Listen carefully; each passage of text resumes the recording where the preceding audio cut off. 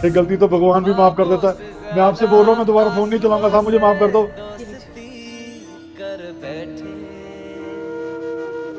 साहब जी, ये जूते मेरे लिए हैं। हाँ, आपके लिए। साहब जी, मैं तो डर ही गया था, मुझे लगा कि आप मुझे नौकरी से निकाल देंगे, पर साहब जी मुझे नहीं पता था आप मेरे लिए जूते लेकर आए हैं। अरे अंकल, मैं कौन होता हूँ आपको जॉब से निकालने वाला?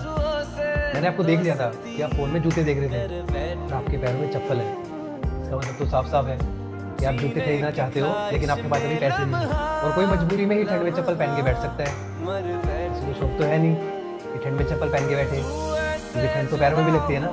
इसीलिए मैं आपके लिए शूज ले आया। साहब जी, मुझे इन जूतों की बहुत जरूरत थी, सच में मेरे पैरों में बहुत ठंड लग रही थी। और जब जूते पहनूंगा ना तो साहब मेरे पैरों को भी आराम मिल जाएगा और मैं ठंड से बच जाऊंगा साहब। अभी तो एक चीज और है जो मैं आपके लिए लेके आया हूँ। क्या साहब?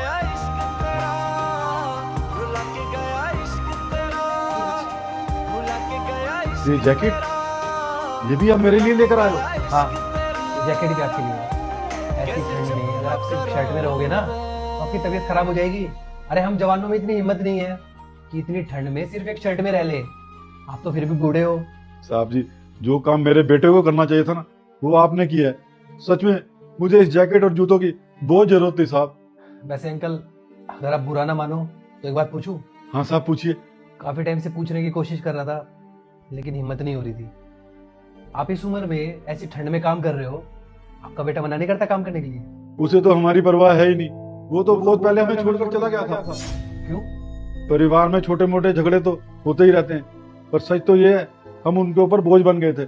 जिन माँ बाप ने उसे पाला पोसा, पढ़ाया लिखाया, इतना बड़ा किया, आज उसी बेटे को अपने माँ बाप से नफरत होने लगी थी। बोझ लगने लगे थे उसे हम, इसीलिए वो हमें छोड़ के अलग हो गया। अब साहब जी, पेट पालने के लिए कुछ तो करना पड़ेगा ना। अब मैं और मेरी बीवी रहते हैं, इसलिए साहब मैं ये नौकरी करता हूँ। कोई बात नहीं, वैसे भी आपको किसी के सहारे की जरूरत नहीं है। आप बहुत मेहनती हो और कभी अपने आप को अकेला मत समझना। मैं भी आपके बेटे की तरह ही हूँ। कभी भी किसी भी चीज की जरूरत हो तो हक से आके बोल देना। अरे नहीं साहब जी, आपने पहले ही मेरे लिए बहुत किया है। ये लीजिए अंकल, और मैं वादा करता हूँ आगे से आपको यहाँ पे कभी भी किसी भी चीज की कमी महसूस नहीं होगी। धन्यवाद साहब, मैं चलता हूँ।